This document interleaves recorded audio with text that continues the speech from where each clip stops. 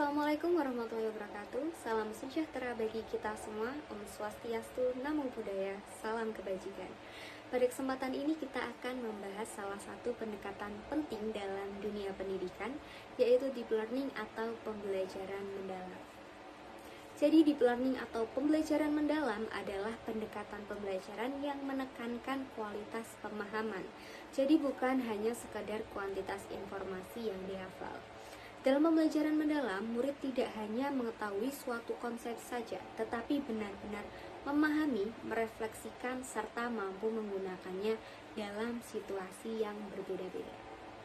Pendekatan ini berangkat dari kesadaran bahwa belajar bukanlah proses menerima informasi secara pasif saja, melainkan proses aktif dalam membangun makna pembelajaran tersebut. Deep learning dibangun atas 3 prinsip utama, yaitu berkesadaran, bermakna, dan menyenangkan. Prinsip yang pertama, yaitu berkesadaran. Murid menyadari apa yang sedang dipelajari dan bagaimana sih proses berpikirnya berlangsung.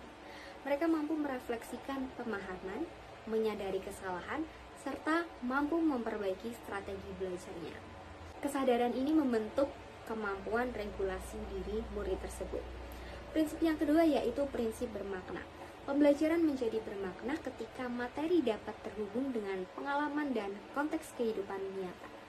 Murid tidak hanya melihat pelajaran sebagai sesuatu yang terpisah dari kehidupan, melainkan sebagai alat untuk memahami dunia yang ada di sekitarnya. Prinsip yang ketiga yaitu menyenangkan.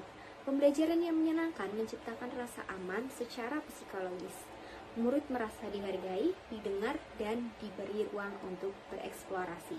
Dalam kondisi emosional yang positif, proses berpikir menjadi lebih optimal. Tujuan utama deep learning adalah membentuk kemampuan berpikir tingkat tinggi. Murid didorong untuk berpikir kritis, menganalisis informasi, serta menghubungkan konsep dengan situasinya. Dengan demikian, pembelajaran tidak berhenti pada hafalan saja, tetapi berkembang menjadi pemahaman konseptual yang mendalam dan aplikatif. Dalam pendekatan ini, guru berperan sebagai fasilitator proses berpikir. Guru merancang pertanyaan yang menantang, menciptakan proses diskusi yang bermakna, serta memberikan umpan balik reflektif.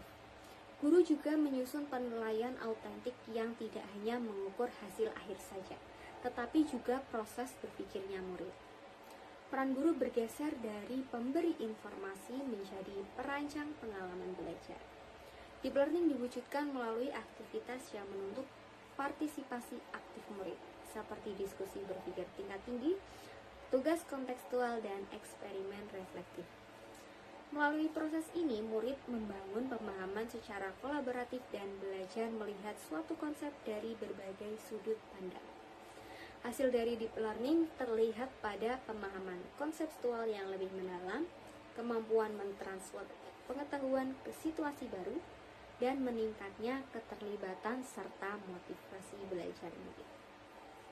Ketika murid mampu menjelaskan dengan bahasa sendiri, kemudian mengaitkannya dengan pengalaman, dan menerapkan dalam konteks baru, maka pembelajaran telah mencapai tingkat yang mendalam.